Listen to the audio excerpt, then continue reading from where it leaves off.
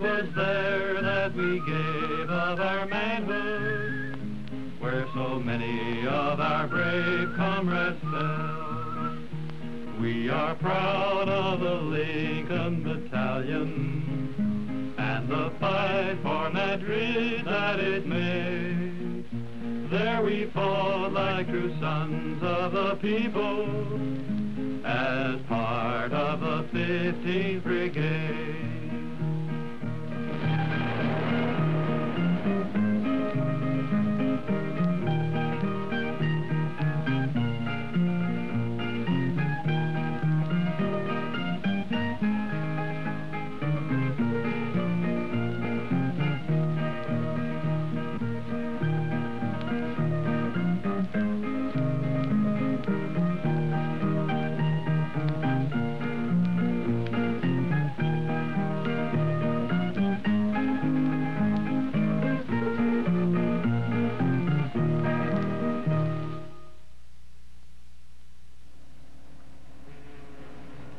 They went to Spain.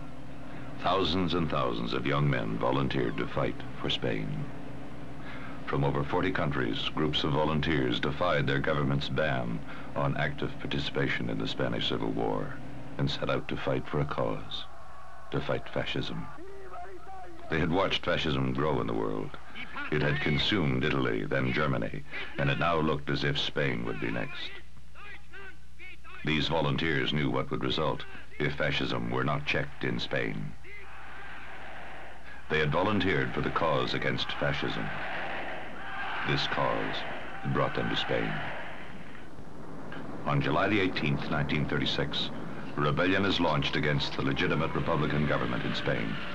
The rebellion is led by a few generals, but one will rise above the others to become the center of power in Spain for nearly 36 years. His name is General Francisco Franco. General Franco intends to overthrow the Spanish Republic. If this means launching a civil war, then so be it.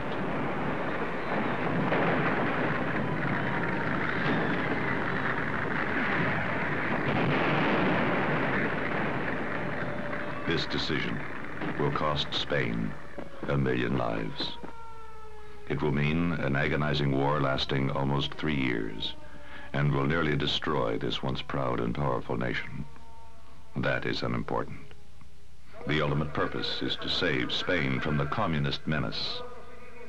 But is the driving force behind Franco the fear of the communist menace, or does Franco really fear the much greater threat of democracy? Perhaps. But then the sinister sound of communist menace will bring more support. The communist devil harbored within the Republican government must be exorcised. Franco will enter Madrid on his white horse and slay the communist dragon. For saving Spain, Franco wants only one thing in return: absolute power. But General Franco is not alone.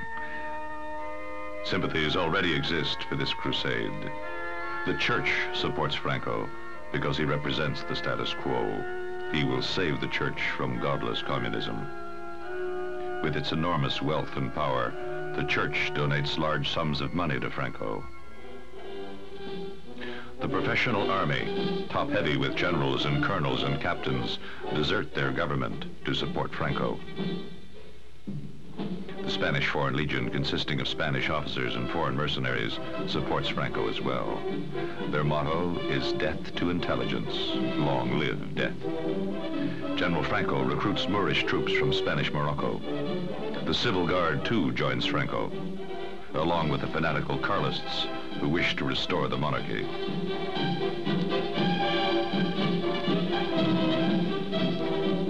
From Germany, Hitler sends the Condor Legion.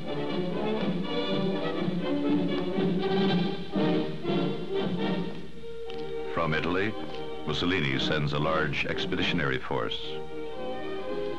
Tens and tens of thousands of soldiers will come to Spain from Germany and Italy. Thousands of tanks and airplanes and cannon will arrive for Franco. But the people, the Spanish people, support the Republic. The poor peasants, the working class, and the middle class remain loyal to the government. On May the 12th, 1931, the monarchy no longer rules Spain. King Alfonso XIII is forced from power and sent into exile. A republican government is formed. The drive for democracy is strong among the Spanish people. The people want reforms. They want an end to the feudal society which has run Spain for centuries. The old social system can no longer contain the pent-up forces which have been building up within Spain. The peasants want land and refuse to be exploited by the landlords. The workers want decent wages and better conditions in the factories.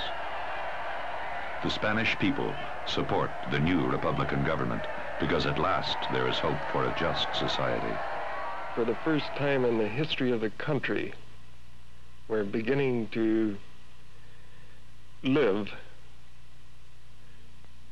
under the same type of idea and hope that we had in Canada. The chance to eat, the chance to send their children to school, the chance to form a trade union of their own choice, the chance to speak up politically, the chance to work 8 hours a day instead of 14, the chance of the peasants to be able to eat 12 months in a year instead of only 6 months, which is what the situation was. It was a chance for the people to live, the Republic, the first chance that they'd ever really had.